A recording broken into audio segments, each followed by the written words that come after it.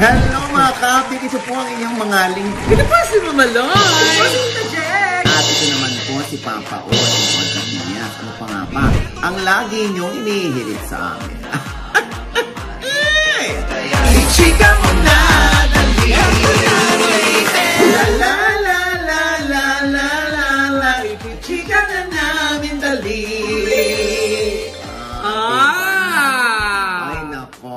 Ano na? Maiba lang tayo, kasi nga syempre, no? Ang Ultra Mega Supermarket, kung saan yung mga murang bilihin, mga grocery, mga gamit sa bahay, ay nako, dyan lamang yan mabibili sa Ultra Mega Supermarket. Yeah! Siyempre, yung iba sa mga paninda namin nasa likod ng tindahan na ngayon ay ginagawa, no? Siyempre, galing yan ng Ultra Mega Supermarket. Wow! Ayan, diba? Nakakatuwa. Ang dami-daming laman ng isang, bag. Yes! Ayan, thank you Salamat so much. po. Hindi na expired yung mga tinda namin. Tsaka Loy, What? marami na rin branches ang Ultra Mega. Uy, meron ilan? siyang 38 branches all over Luzon. Wow! As in, nagkalat sila sa Metro Manila, Pampanga, Bulacan, Laguna, Cavite, at sa Rizal. At syempre, nabanggit na rin natin ng Ultra Mega dahil nga wholesale ang prices nito.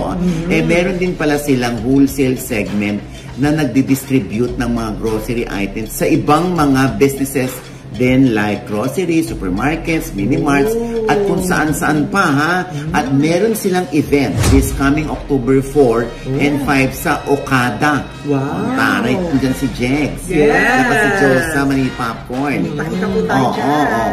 At syempre, yung Okada event na yan ng Ultra Mega, exclusive sa lahat ng wholesale customers nila.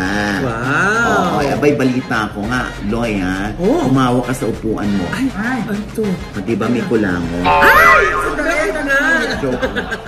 Humawa ka sa upuan mo. Ano to?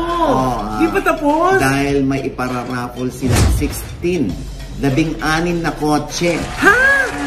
Yes, at more than 2 million in cash prizes. Ha?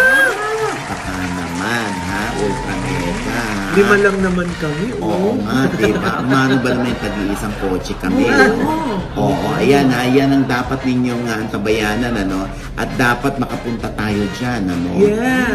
Diyos ko. Kaya kita-kits tayo dyan na October 4 and 5 sa Okada para sa mga wholesale customers ng Ultra Mega. Ibig sabihin sila yung mga pumapakyo ng paninda para ilagay sa kanilang mga sariling grocery na tindahan, sari-sari store, ganyan. Ulit namin para sa mga wholesale customers yan. Yes. At saka most likely by invitation yan. Dun sa kilala nila kung sino yung mga wholesalers nila. Talagang mga bulto-bulto kung kumuha. Yes. Ako, good luck. Ayan, grabe. 16 cars. Correct. Oh my gosh. At syempre pa aking panayam pa rin kay James Rio.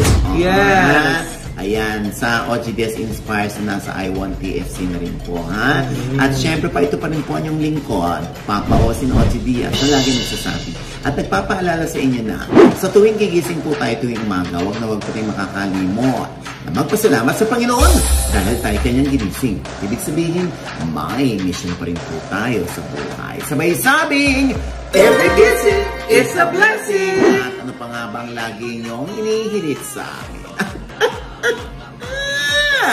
Ichika mo na, dali.